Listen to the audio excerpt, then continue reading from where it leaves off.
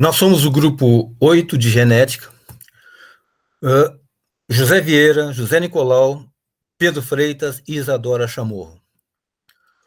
Nosso tema é Neuropatia Óptica Hereditária de Leber, Lyon, para a disciplina de Genética Humana.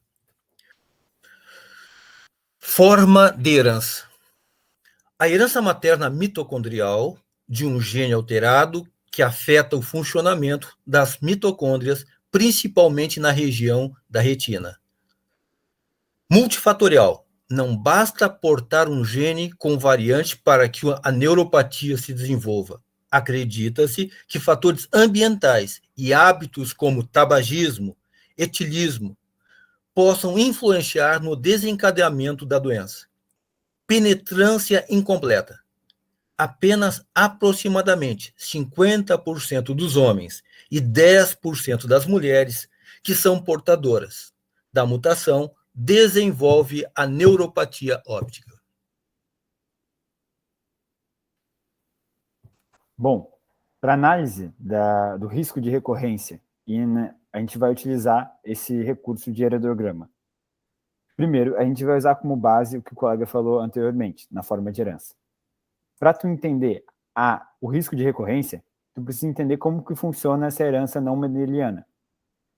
Por ser uma herança de cunho mitocondrial, ser um material genético mitocondrial, somente a mãe pode passar para frente esses genes alterados. Então, aqui, no caso do pai, o pai ele não consegue passar essa herança mitocondrial para sua prole. Então, no caso de um pai afetado ou portador da doença, que é mais 50% de chance, né, de ser afetado, ele não tem como passar essa herança mitocondrial para frente. Mas, no caso da mãe afetada ou portadora, ela vai passar para todos os filhos, né, para toda a sua prole, o gene alterado.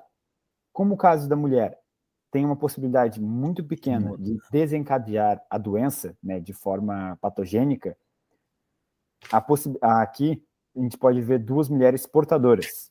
Elas carregam o gene alterado, mas elas vão desenvolver a doença da Lyon.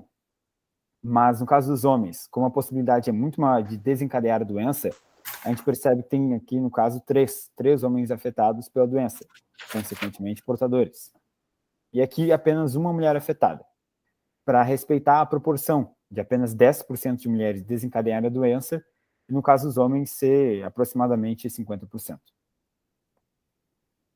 Os genes envolvidos nas variantes patogênicas da Lyon são esses apresentados. O M1178GA, que normalmente traz as formas mais severas da doença, com desenvolvimentos mais graves.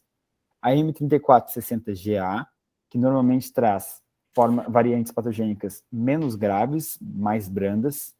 E a M14484TC, que não se tem tantos detalhes assim sobre a forma e desenvolvimento fisiopatológico. Existem algumas outras mutações, aproximadamente 75, mas já se conhecem mais, mas as suas patologias e sua forma de funcionamento, elas são indefinidas, elas não são tão descobertas quanto essas outras. Os genes que vão ser afetados por essa alteração gênica são o MTND1, MTND2, MTND3, o MTND4, também o MTND4L, MTND5 e MTND6. Eles vão ser afetados pela mutação e vão tornar defeituoso o processo de codificação de subunidades do complexo 1, que vão compor a cadeia respiratória e o transporte de elétrons.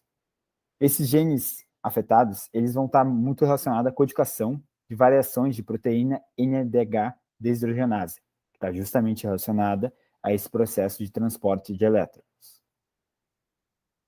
Aqui é onde eles se encontram, como a mitocôndria, ela tem o próprio material genético, e esse material genético se encontra justamente nessas fendas, né, entre as cristas da mitocôndria. Aqui nós temos todos os que sofrem as variações pelo gene alterado. Aqui nós temos as variantes patogênicas, essa sendo a com desenvolvimento mais grave, essa com um desenvolvimento mais brando. E essa não é tão precisa assim, a fisiopatologia.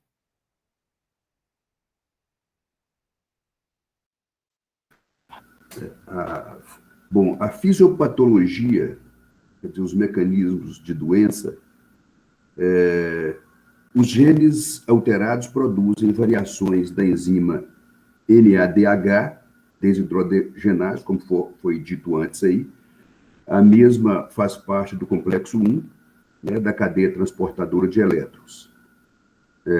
Tais mutações interferem ou interrompem de forma completa a atividade do complexo 1, degradando a produção de ATP nas células do nervo óptico, causando a morte do tecido. Quero salientar que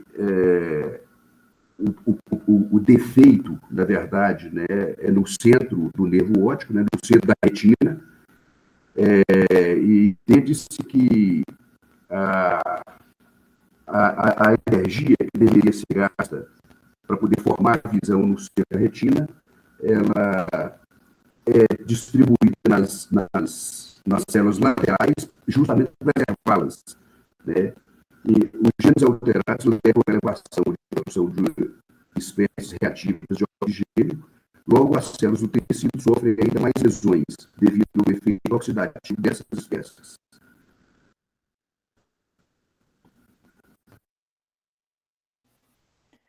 No aspecto clínico, o mais importante, com certeza, é em que momento da vida que essa doença pode se desencadear de forma, no caso, a gerar sintomas. E essa faixa etária, ela é principalmente antes dos 50 anos. Né? 95% essa apresentação de sintomas acontece antes dos 50 anos.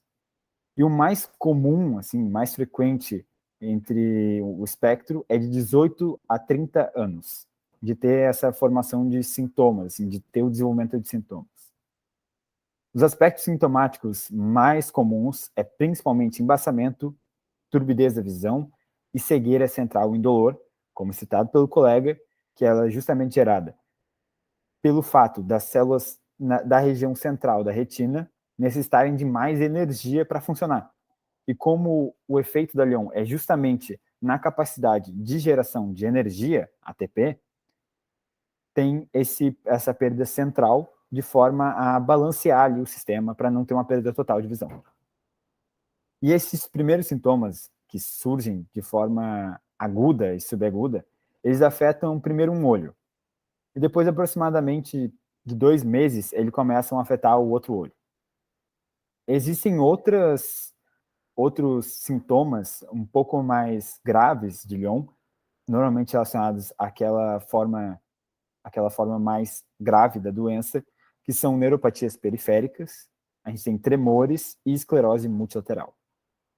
Em alguns casos raros de crianças afetadas, a gente tem um espectro maior ainda sintomático, que é de acidente vascular cerebral, síndrome extrapiramidal, ataxia e espasmos.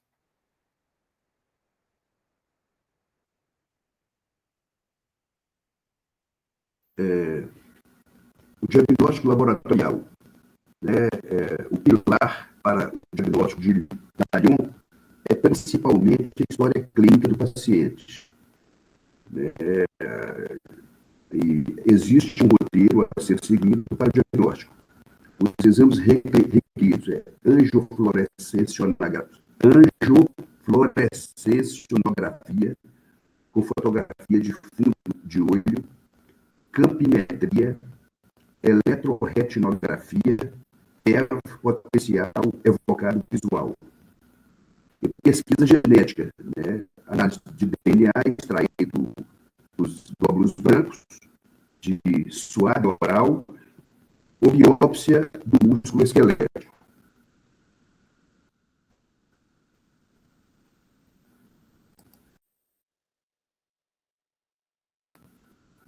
Aí esse é um exemplo da visão não afetada pela Lyon e a visão afetada pela Lyon, né, que fica opaco, né, você não enxerga a imagem de jeito, né, fica opaco. E abordagens de suporte. O tratamento ainda é limitado. Não há cura ou abordagem amplamente aceita. É importante que o paciente acometido pela neuropatia óptica hereditária de Leber seja encaminhado à reabilitação ocupacional e acompanhamento neuropsicossocial. Em algumas circunstâncias, o fármaco idebenona pode ser utilizado no tratamento e foi aprovado pela Agência Europeia de Medicamentos. Este fármaco atua como transportador na cadeia transportadora de elétrons, afetada pelos genes alterados. Logo, a síntese de ATP é aumentada.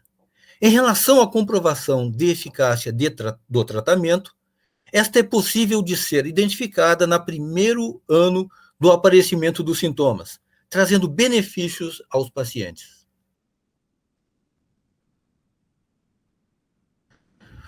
Tratamento adicional e abordagens de suporte. Atualmente, algumas hipóteses estão sendo aplicadas. Ativadores da biogênese mitocondrial. A biogênese mitocondrial é o processo pelo qual as células aumentam sua massa mitocondrial individual e o número de cópias para aumentar a produção de ATP em resposta a maior gasto de energia. Ciclosporina A. O pré-tratamento com ciclosporina atenuou as consequências deletérias do peróxido de hidrogênio ao bloquear o poro MTP, indicando uma possível via terapêutica para o Lyon. Há o efeito anti-apoptótico da ciclosporina. E, por fim, pode falar ainda na terapia de genes. A terapia gênica, no qual o gene defeituoso é substituído pelo gene normal do tipo selvagem para que o gene normal seja expresso. Tem se mostrado promissor para doenças mitocondriais.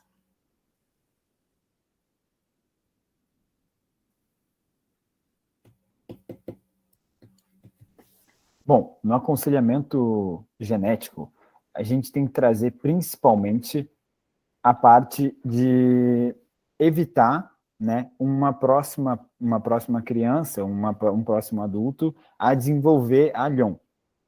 Então, a gente explica primeiro para a mãe como funciona a transmissão. Ela não é uma doença que se transmite de forma comum, de forma, como dito já anteriormente, mendeliana. Ela é uma herança de cunho mitocondrial, né? Então é focada no DNA mitocondrial. A gente explica que existe a possibilidade, né, de oócitos com uma maior carga ou menor carga do gene alterado. E como isso pode influenciar na possibilidade ou na não possibilidade da criança desenvolver a Lyon. Então, e sempre lembrar, a mãe sempre vai passar esse gene alterado. Ela sempre vai passar. Pode ser em menor quantidade, como aparece aqui, numa baixa quantidade de mutação de genes alterados, numa média quantidade de genes alterados e numa alta quantidade de genes alterados, que aumenta a possibilidade da prole desenvolver a Lyon de maneira patológica. Então, a partir disso, existem exames de forma na reprodução assistida que podem, sim, indicar a presença ou não da quantidade de genes alterados nos oócitos replicados pela célula primordial da mãe. Então, com esses exames, pode-se indicar, talvez, o embrião mais seguro para se fazer a fertilização e não ter o desenvolvimento da doença no futuro na prole. Existem casos, inclusive, de crianças que nascem com duas mães, material genético de duas mães e apenas um pai. O que se faz é o seguinte: se pega toda a parte do DNA da mãe, DNA, células somáticas, enfim, e se pega uma parte de uma mãe que não tem os genes alterados, o DNA mitocondrial. E aí se utiliza esse DNA mitocondrial para fazer fertilização depois do óvulo. Assim, evita-se uma carga de genes alterados mitocondriais. Esse seria o nosso aconselhamento genético e a finalização do nosso trabalho.